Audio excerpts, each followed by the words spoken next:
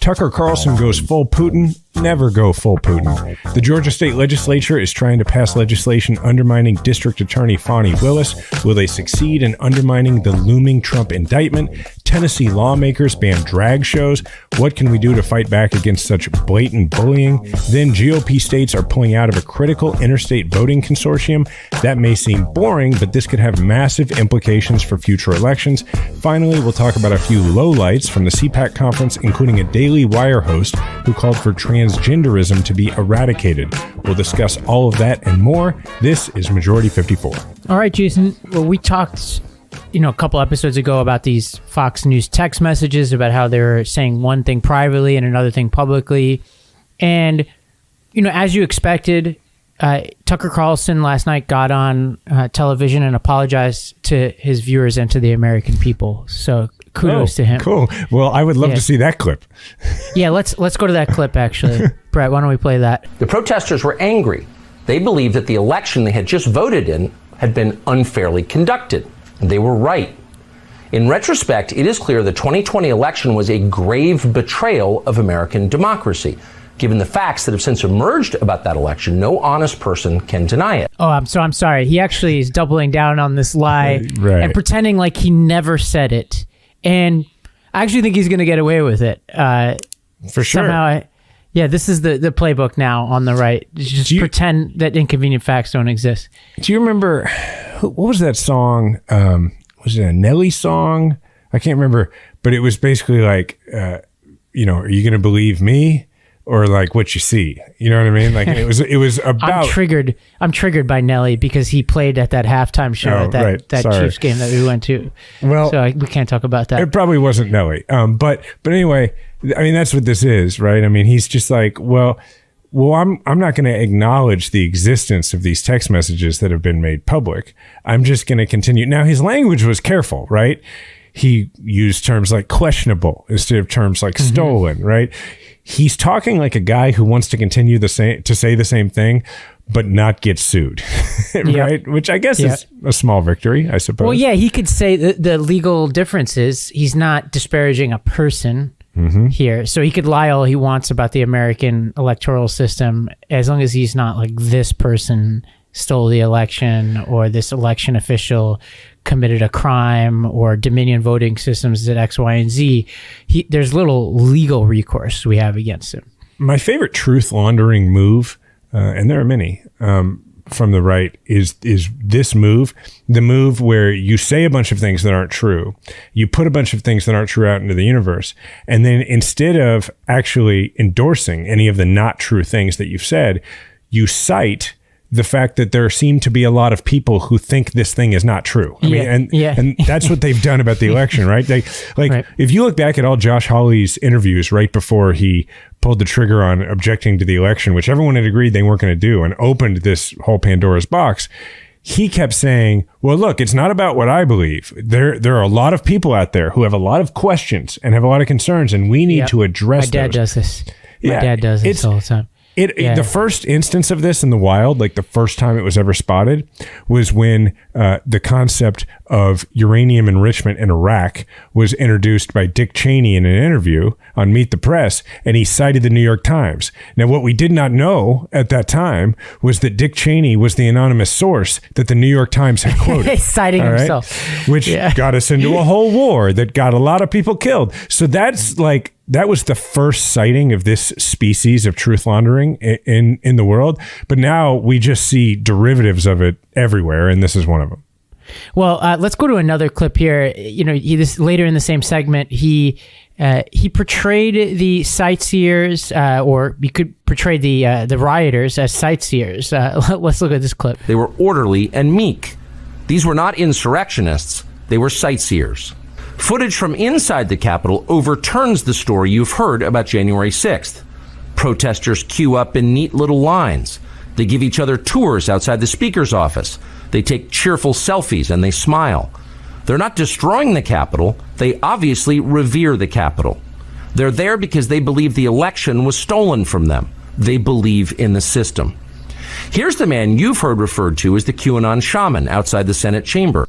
It's like it's as if on the night of the Nicole Brown Simpson murder, they caught footage of O.J. Simpson walking leisurely from his car to her residence to be like, look, like, this guy's just walking, just having a stroll down the street. And we know he can run. He's a running back. Yeah. Like, it's like, what is it? This does nothing. They pick the best possible. I mean, I don't know why I'm even saying this. Our audience knows this. See, now Ravi, I actually am totally convinced by this. And I actually want to double down on this. So I have another clip that I'd like to play. So Brett, why don't you play this other clip we have of some citizens in another country who are also sightseeing in a government building. So what we have here is we have the Taliban. They have just entered the presidential palace. This was taken in August of 2021. For our audio listeners, they're just sitting around a table in the presidential palace. And what I assume is their version of the Oval Office. Yeah, there's some guys with guns, but I mean, it ain't like they're breaking stuff. Now here we have them milling about, kind of literally measuring the drapes in a conference room. Oh, this fella is in what appears to be a very important conference room where there are Afghan flags. He's just walking about like, oh, here's a guy taking some pictures, right? Oh, several people taking pictures. I mean, these are peaceful people, clearly. I mean, never mind the AK-47s that they're carrying. Oh, this guy's taking a souvenir. He's just rolling up an Afghan flag, and he's going to go ahead and take that with him. So, this happens. That's good, Brett. Thank you. This happens in other countries as well, where right when someone has an insurgency has occurred, an insurrection has occurred and been successful and completely taken over the center of governmental power in the country, I see no reason why those people wouldn't be entirely peaceful about it. They've commandeered the building. And so, of course, they were just walking around. By the way, He references them giving tours of the speaker's office. Yeah, because the speaker had to flee the Capitol so that you wouldn't kill her. So yeah, you had the run of the place. Just think about that. Imagine somebody broke into the White House and they were walking around the Oval Office, and you're like, look, they're just giving a tour of the Oval Office. They're not authorized to be in that building to give a tour. It's like as if I walked into my apartment and some random person was like there. And it's like, no, I'm just giving a tour of your house. I'm like, it's not your house. It's not your house. Well, okay, there are other clips. We're not going to play them. One where Tucker carries water for Josh Hawley, who was famously running away, and Tucker twists himself into a pretzel trying to explain that. Another clip of the QAnon shaman. He caught some moment of this guy just kind of milling about too and trying to say, hey, this guy's peaceful. Like, they're not even trying to like use any sense of logic and common sense to their listeners and viewers. At some point, you've got to hope that people are listening to this just being like, well, I'm smarter than that, especially since so many of our listeners like me and you have people in their lives who watch this stuff. And these are otherwise smart, rational people who listen to this stuff. And it blows my mind that they can't see through this. That's the reason this is so upsetting, is because this is Putin-esque propaganda. This is for all of those millions of Americans who have really struggled with how to process the events of January 6th, right? Because if you're a Trump person, even a dedicated Trump person, I think initially, I mean, even like people in the Trump White House were like, this is bad, right? Like right. People understood this is bad. And if you have been trying to get your confirmation bias back on track, right? And you've been trying to get to a place where you could put this reality out of the picture, and you could get back to a place where you didn't have to confront the duality of this terrible thing that happened to your country coming from your side of the political aisle. Well, Tucker Carlson is here for you, and he is here to revise that history and to tell you that the things that you had hoped were true when wackadoodle people were saying them, no, I'm going to go ahead and step up and be a guy with one of the biggest audiences in cable history and tell you, no, it's fine. All that wackadoodle stuff is true. You can go ahead and lean into that and absolve your own conscience. It's very, very dangerous. Yeah, and it's at a certain point. And looking at these text messages and then Tucker's response to it, I used to just think that it was Fox News manipulating its audience. And now I'm not sure. It's like Fox News manipulated its audience and now is being bullied by the people they manipulated. It's almost like the French Revolution, you know, when like some of the most sort of staunch revolutionaries wound up going to the guillotine. It's like, to me, that seems like what's going on here is like their own audience is forcing them to take views that they don't even seem to believe privately anymore. Well, it says so much that they're going through this Dominion lawsuit. They're seeing the repercussions of bowing to the desires of their audience, and it is it's not stopping them from kowtowing to the most extreme parts of their audience, right?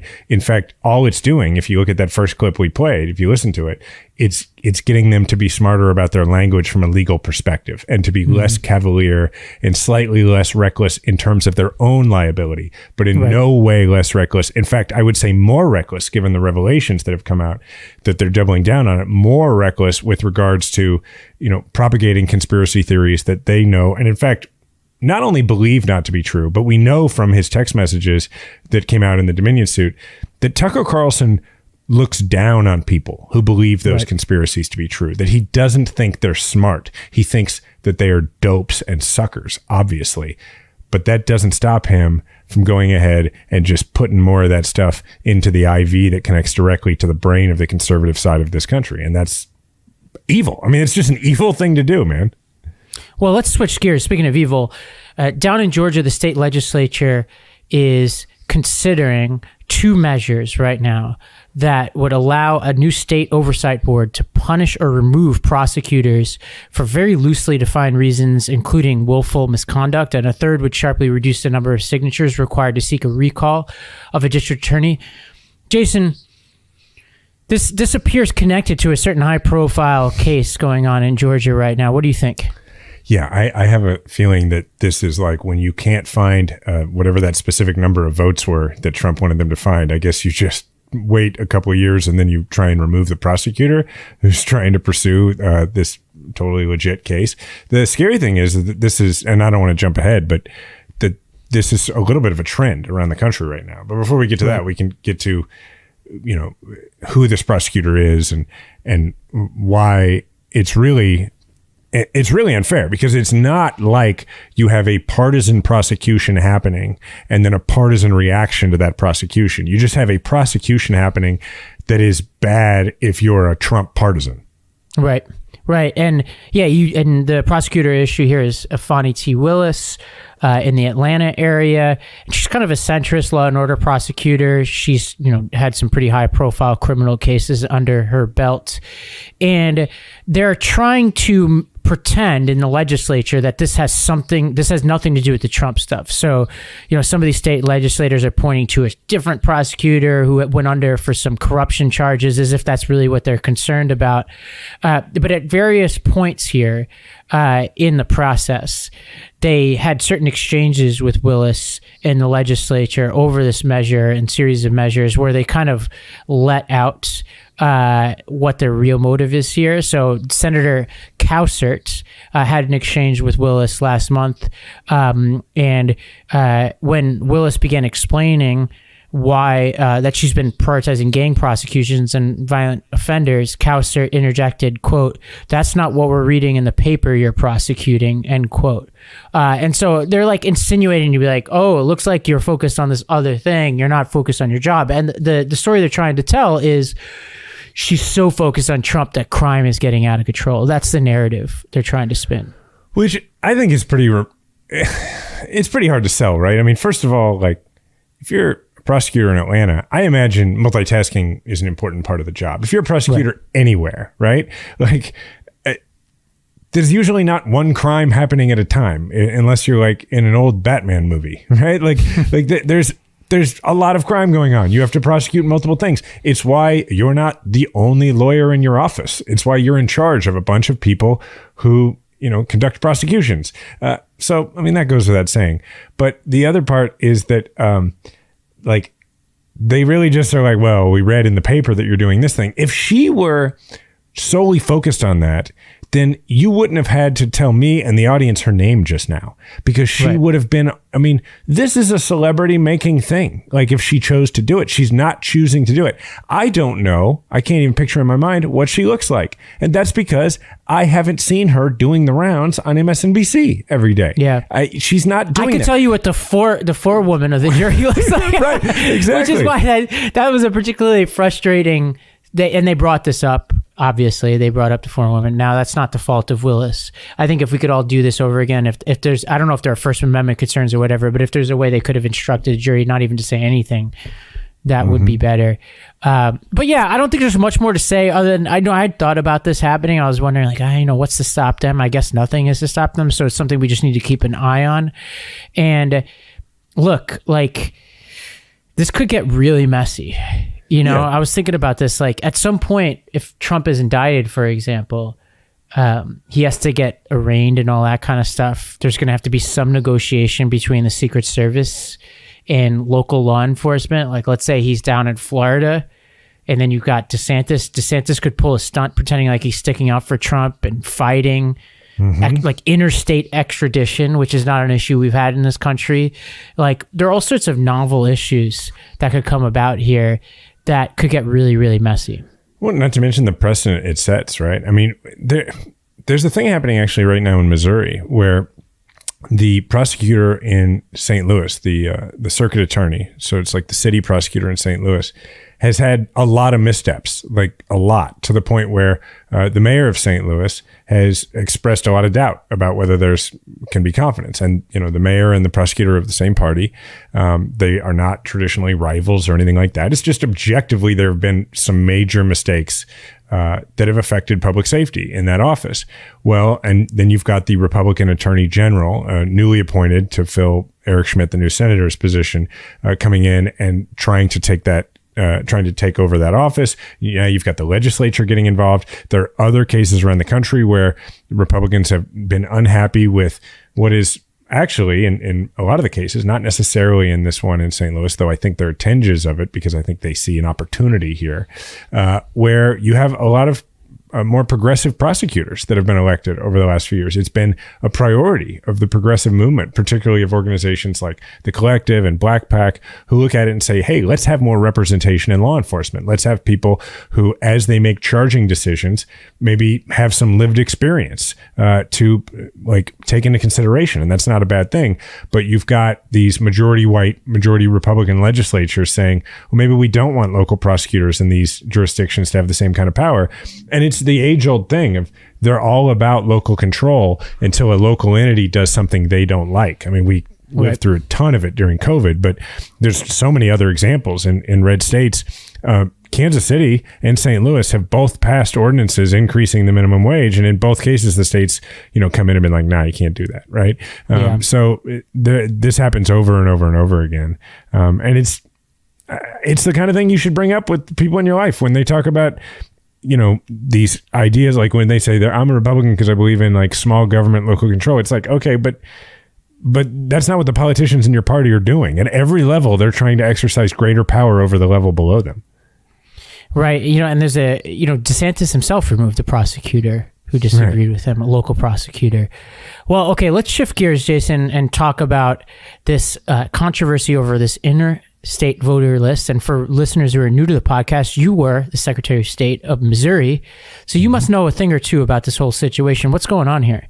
I do. Okay, so this thing, it's called ERIC, right? And what ERIC does is it's the Election Registration Information Center. And it's real simple. Basically, ERIC is the product of a bunch of states getting together several years ago and saying, it's very difficult to administer elections, particularly because in this country, elections are administered state by state and locality by locality. So to give you an example of why it's so, when people try and, push the idea that there's a grand conspiracy on elections, our system is set up to keep that from happening because voter rolls are kept at the local level. They're kept by your county clerk, and then they're sort of checked, and there's oversight run at the state level.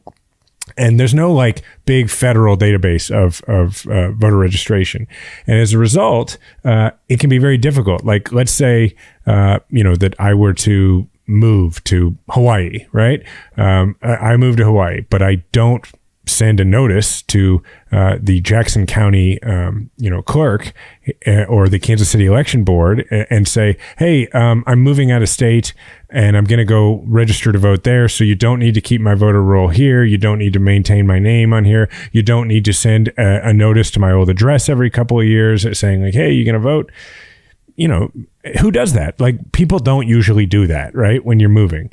And so that's one of many reasons that, understandably, a bipartisan group, because in the world of election administration, increasingly now, because starting with the Tea Party and the voter suppression movement, now we know the difference between a Republican and a Democratic Secretary of State or a local election authority.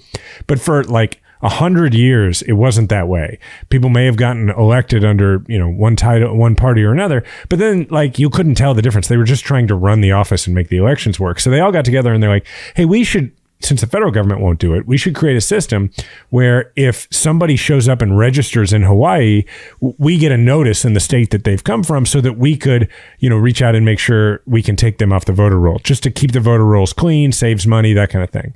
Now, the backstory to this that isn't, well, let me stop there and you can go ahead and talk about some of the controversy if you like. Well, I think the short version of the story is that secretaries of state in certain Republican states are pulling out of this interstate compact.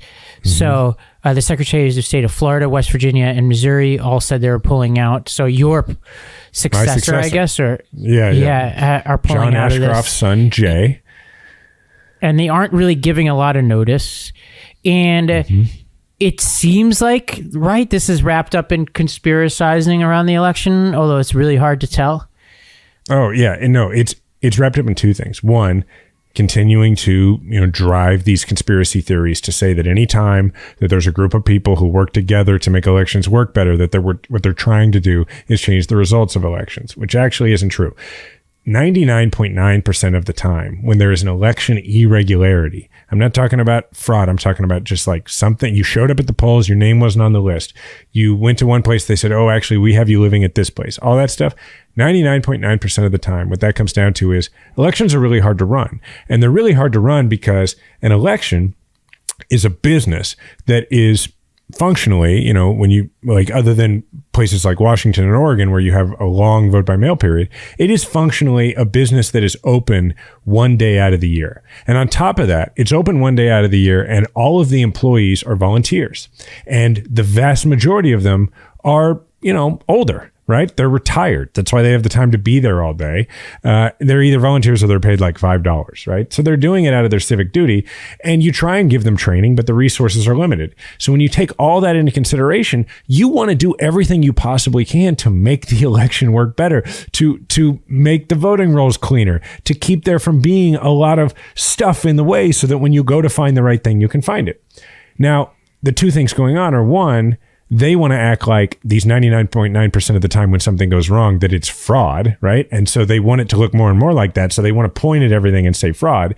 Now, they talk about wanting to investigate this stuff, have election investigations. I had, because one of the things when I was Secretary of State, the Missouri Secretary of State has all these different responsibilities. One of them is the Securities Commission. We're basically like the Wall Street regulators, more or less, for the state, the investment regulators for the state. So I took a couple of investigators from the Securities Commission and I brought them over and said, okay, everybody keeps saying they want to investigate voter fraud. So we made them investigators of voter fraud. We created the Election Integrity Unit, I think we called it. And all that happened was they confirmed that there had never been a case of voter impersonation fraud in the state of Missouri. They didn't have any come up. There weren't any real fraud cases there for them to investigate, reported by anybody. But what they ended up doing is looking into stuff that was election irregularities, right? And that's what happens. Well, you know how you catch fraud if it does exist? It's by sharing information state to state, which actually has happened. In the very rare times that people have voted in more than one state, it's this process they use to identify. And DeSantis himself used to be for Eric before he was against it and praised it during a previous press conference as a critical tool in rooting out what he believes is this rampant voter fraud. So because he had like one case of fraud he could point to, and so he had to, and he wanted to crow about it. It's worth mentioning that Trump is looming over this. So on Monday, he falsely claimed that Eric was, quote, pumping the rolls for Democrats. On Truth Social, he called for Republican governors to pull their states out and said there should only be same-day voting, which I'm not exactly sure what the connection is between Eric and same-day voting, but it seems just like this is coming from the extreme right. Well, he's not talking. He's saying, he's just saying you shouldn't be able to vote ahead of time. You shouldn't. You're right. He just wants to go back to because he's like conservatives vote. But what does Eric have to do with that? Does that have anything to do with that? Nothing. Yeah. And nothing. He's just like, oh, I heard the word election. And he's doing word association as usual. But then maybe that's he just the other hates part his of this. son so much. Maybe he's projecting. Maybe he doesn't even know. So, but then the third part of this, or second, whatever it is that they will always go out of their way. They will cross the street and forge a river to make it more inconvenient and more difficult to vote, because their entire theory of the case is that when we treat this like customer service and we make it easier, more people vote, and that's bad for us, right? And that's what's happening here. Now, the really like insidious part of this is that they are also sort of almost under their breath saying, well, maybe we'll create our own version. Mm-hmm. Which would sound like, oh, well, they want to replace it with something else. They're like, no. When I became Secretary of State, there was a competing version of this that somebody was trying to start. And they got a few states to sign on to it. And that somebody was Chris Kobach, the Secretary of State of Kansas. All right. So he opted out of Eric, or I don't remember if he opted out or if he was threatening to opt out, but then he tried to get Missouri to be one of the first states to go into this new system with him, which he said was all about catching voter fraud. And of course, we didn't. And what he went on to do in his state is accuse a bunch of people of voter fraud when they didn't commit voter fraud. He just saw, two people with the same Hispanic name and accused one person of voter fraud. He did it over and over and over again. So that's what's so scary about this, is that it's not that they just want to opt out and make things more inconvenient. They do, but they want to replace it with their own version, which is not this is a nonpartisan thing. There's people on this who are from both parties in the governing body, but that's not what they want. They want to make it harder to vote, and they want to specifically target certain voters and make it really hard for them. Well, okay. On that note, we're going to take a break and hear from our sponsors. When we come back, we're going to talk about this horrible Tennessee drag show law. We're going to talk about CPAC and what happened over there, and just like what places like CPAC and these gatherings tell us about where the Republican electorate is heading in 2024. We'll talk about that and more, and we'll be right back. Our next partner, Athletic Greens, has been a part of my daily routine for years now. I take AG1 by Athletic Greens literally every day. Sometimes I take it twice a day if I have a particularly tough workout day, or if I'm feeling a little under the weather. And folks who've been listeners to this podcast for a long time know I've been using this stuff way before they became a sponsor. I'm a true believer. And, my routine right now is I take Athletic Greens first thing in the morning before I take any coffee, and it keeps me hydrated, ensures that I get that daily nutritional insurance before I do anything else. And again, I sometimes will take it again if there's something particularly unique going on in the day, and I travel with it. It's like my essential travel. I take these travel packs that they have, and sometimes I'll take a full pack with me depending on how long I'm going away. And it's just something I won't leave home without. So if you're looking for a simpler and cost-effective supplement routine, Athletic Greens is giving you a free year supply of vitamin D, really important in these February and March months, and 5 free travel packs with your first purchase. And those travel packs are really important, really helpful. So go to athleticgreens.com/majority. That's athleticgreens.com/majority to check it out. All right, Jason, I used to live in Tennessee for 6 or 7 great years. Unfortunately, the state has gone, when I moved there, they had a Democratic governor, if you could believe it, and Democrats controlled both chambers in the state legislature, quickly flipped to Republican control, but with a Jeb Bush-like governor figure in Bill Haslam. And then now we've got a quack named Governor Bill Lee, who signed Thursday a law that criminalizes adult cabaret performances that are, quote, harmful to minors. It This bill includes male or female impersonators on public property or where they could be seen by children. And it takes effect April 1st. April Fool's Joke's Day. on us. Joke's on us. I know my friends in Nashville to know full well that we could expect throughout the month of April some demonstrations. Nashville is a city that has a proud and rich LGBTQ history. Have some good friends down there who fought for equality in Nashville for decades. And you can guarantee that they'll have something brewing. And maybe we'll go down there and see what's going on. Always nice to be in Nashville in April. This is a terrible law, Jason. What do we do about this just blatant bullying? It's really hard, right? Because on the one hand, if it wasn't bullying real people and, had actual victims, because it's, just one more drop in the water barrel of hate that eventually pushes people to violence and that kind of thing, then you would just ignore it. You'd be like, look at this. They want us to talk about this instead of things that matter to voters because they want to say, look over here. Isn't this different and weird? And doesn't that scare you? Right. And I have to imagine that the First Amendment issues here are serious, but I also can't imagine this Supreme Court being all that helpful. And also that would take forever. So it's a hard one to know. Like, you fight it, but you don't center it. I bet the Tennessee State Supreme Court is a very measured institution. I have no idea. Are they elected statewide? I don't either way. know. They're probably not. I have super no idea. measured, right? I have no idea. Have you been to a drag show before? This was the first year I've ever been to. Last year I went to one. I wouldn't say it's my cup of tea, but I think now I'm going to start to I feel like I'm going to go to one in Nashville. Maybe in front of, there's this park right in front of the Capitol called Bicentennial Park. You may remember that because we have a scene in our script that we've never put anywhere that's set in Bicentennial Park, but it's right in front of the Capitol. And I gotta think that there's going to be a drag show in that park in April. I'm just going to guess. And they're going to be like, I dare you to arrest all of these drag queens, right? Like, is that, I don't know if that term is still female impersonators. Right? I'm not sure what we're supposed to say, but I've been to drag shows before, and I will tell you, I'm going to start by saying something that sounds insensitive, and then I'll explain. I am uncomfortable at them, but it doesn't have anything to do with people being dressed in drag. It has to do with, I realize and maybe a lot of other people feel this way, I'm deeply uncomfortable at any event where people perform in front of me and I can be seen. I get very self-conscious, right? So like if you put me in a theater and the lights are down, I'm going to enjoy the heck out of the show.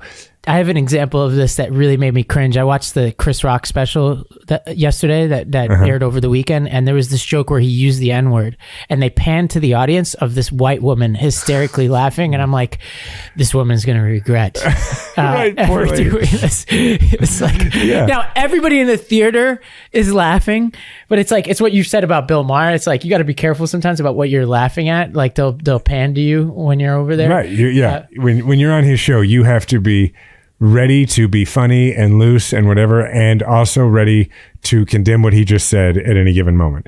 Right. But my thing is like I'm uncomfortable at like, have you ever done one of those things where it's like dinner theater, but it's a mystery? Like you go and there's like, you participate in the little theater thing and it's a murder mystery, so to speak. No, I'm dying to though. It sounds really exciting. So I've done a couple of them, and it's one of the most uncomfortable things I've ever done, because you have to interact with the performers. So anyway, that's my reason. I'm uncomfortable at any event where people perform to me and I'm in any way integrated into part of the show, or like you can see. Okay. These people are not uncomfortable for that reason. I got another story about this. I have a friend who did a comedy show over the weekend that I went to, or on Thursday, and the last comic that went up was one of these crusty veteran New York comics who was honestly over the hill and not very funny, but very aggressive. And my friend who was with me, she did and this is her fault, she pulled out her phone in the middle of his performance.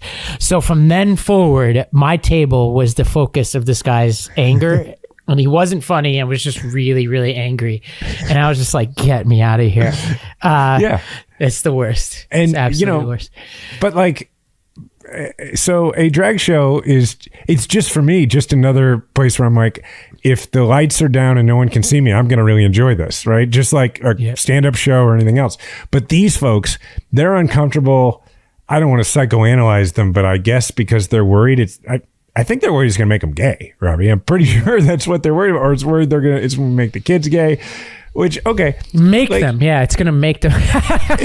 even if you accepted the premise of like, I guess if you wanted to say you wouldn't want scantily clad men or women, whether they be impersonators or not, performing for kids, like, okay, I'm not sure. Like, that could be like a community standard. You could, or it could be like your household standard. You're like, I don't take my kids to that. The idea of making it a state law is just like a giant red flag that has written on it, we don't have anything else to say. Just look away, look over here, and this is a trend, there's the Human Rights Campaign State Equality Index says that 29 out of 315 anti-LGBTQ bills were enacted into law in 2022, and the group is now tracking approximately 750 LGBTQ bills introduced in state legislatures around the country. According to HRC, over half of the bills will cause real harm to the LGBTQ plus community. Tennessee is not accidental. This is where the Daily Wire is now headquartered, and Matt Walsh of the Daily Wire is up at the Capitol now testifying all the time about his seeming expertise on trans youth. And if you just really want to go down a rabbit hole, those are some ugly hearings, and I don't even want to get into it. It's just really bad, and it's not accidental that Tennessee has this legislation. What I would tell our listeners is that when this comes up in conversation with people, here's what I would do, because we talk a lot on this show about the importance of assigning motive. If you're going to make an argument about somebody's, ill intent, you have to actually assign motive, right? If you're going to say what they're doing is wrong, you got to say why they're doing it.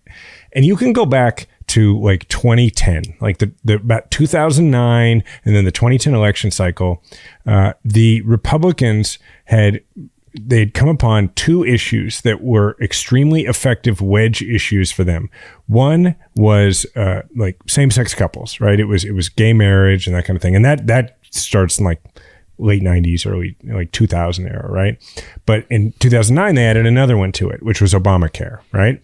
And they ran with those two for a few election cycles. It worked really well in 2010. It worked a little less well, but still well in 2014. And then by 2016, it wasn't working anymore, right? I mean, we had had court decisions on the marriage issue, and at that point, like the culture had changed. Biden had come out in the second term and been like, hey, I'm for this, which caused Obama to say, I'm for this. The culture had changed on that. But the other thing that had happened by probably 2018 was Obamacare had started to take effect. And people were like, I like this. I like being on my parents' insurance until 26. I like that there's an exchange that's available, And now they couldn't talk about Obamacare anymore. In fact, now we see they go out of their way not to talk about it, right? But they had to resurrect something, right? And so they've gone back, and they can't talk about marriage anymore because they look terrible. They look insensitive and mean because they are on this. And so they got to dig into the bone on something else. And that's why we're seeing all this stuff about transgender stuff and about, drag shows and that kind of thing. And it all is about really one thing. That one thing is bigotry, but it's more than that. It's a smoke signal. It's a signal one way or the other that these people are not like us. They're different, and not gay people, like Democrats, liberals, people who live in the cities. Like, they want Fox News, in that crowd, they want to get across to people who live in Warrensburg, Missouri, that if you drive up the road to Kansas City on a Friday night, you and your children will encounter a drag queen who will sit down at your table at dinner with you and convert your kid to being gay. Like, that's what they want people to believe. Well, depressing stuff. Let's turn to another depressing spectacle here, which is CPAC.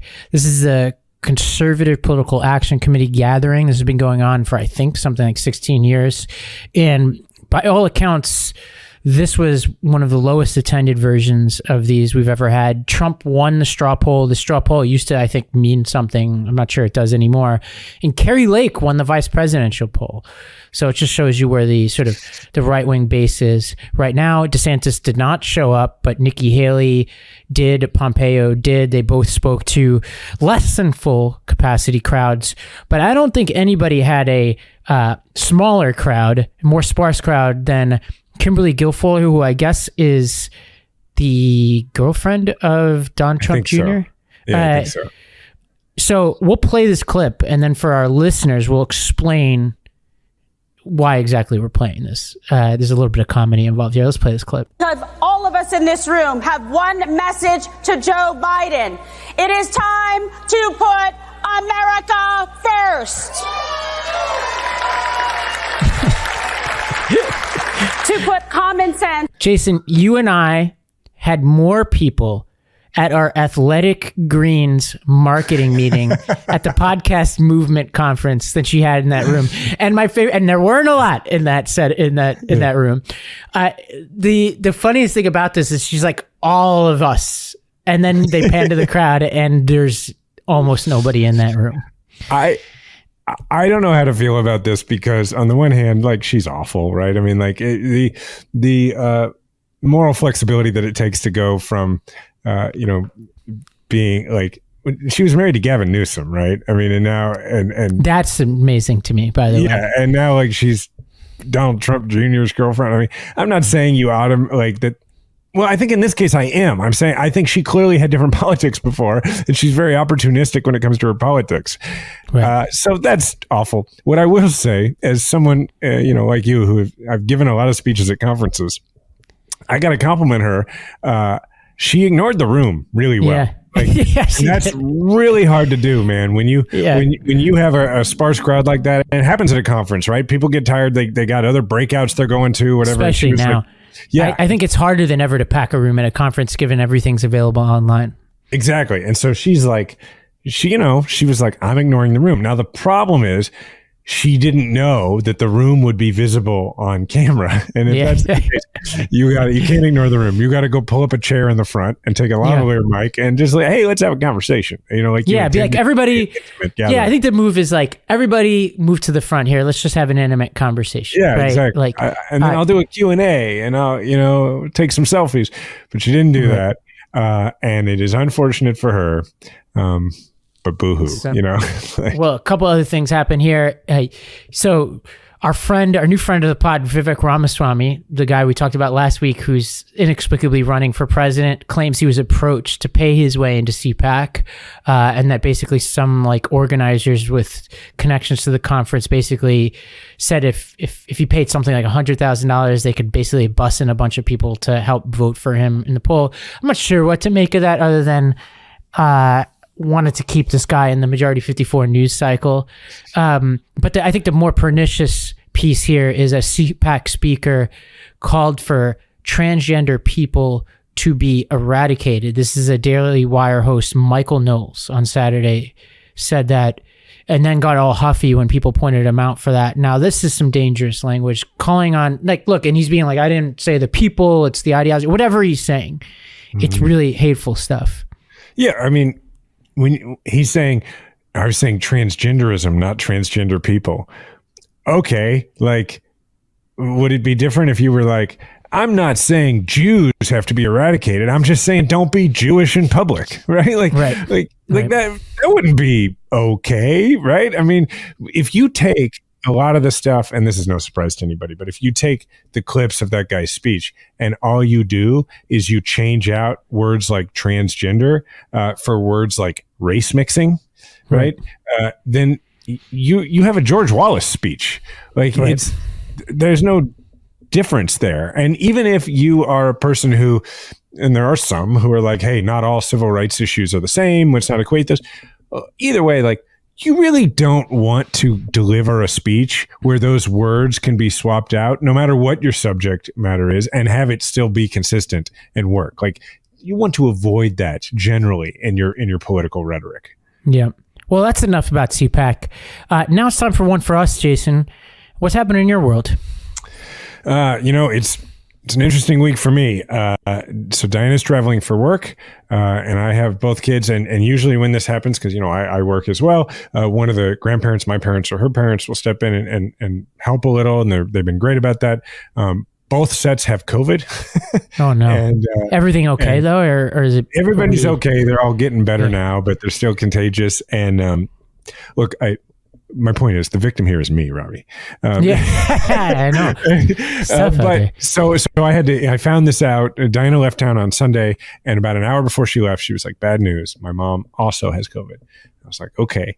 And I know that this could sound like that thing where a dad, and it is probably that thing where dads sometimes just want credit for being like an adequate parent.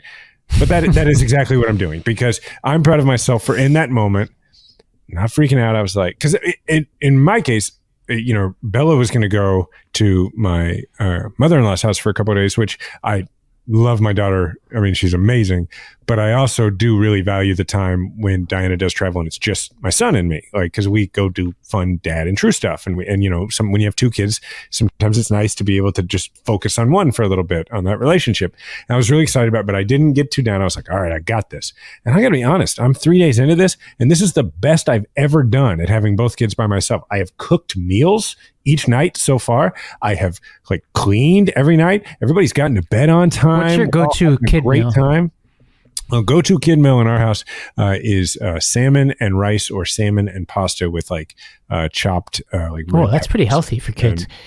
And, we're pretty annoying about that. They have very they're kind of picky eaters as a result of us. Well, I've seen True in action. I have no evidence that he eats any food, really. Yeah, he has 5 things he eats. They're all very healthy, but it can be. Well, good job, you. You should just keep this rolling. Give Diana a few months off. Yeah, I'm really ready for her to come back. I'm excited for her. I know exactly when she comes back, and I love my wife and I miss her, but also I'm ready for her to come back. Well, kudos to you. Oh, you're about to turn 40. About to turn 40. I'm handling it well, thank you. I saw your thirst trap picture on Instagram. I'm not making fun of you. I did the exact same thing when I turned 40. You should. I think I did it when I turned 39, and then again at 40. I have equal parts flame emojis and people making fun of me when I post photos like that, and I know full well what I'm getting into. Whatever, man. I know you work very proud of myself. It's all right. I was very proud of myself. I was just like, you know what? I'm trying to motivate myself to get to a specific place where I can both surf this particular wave that's very hard to get into that I'm doing in April, and then to, in June, win this fitness competition that I'm entering that's very hard. And then eventually, we've been talking offline about this Physical 100 Korea show. In the back of my head, you know how you as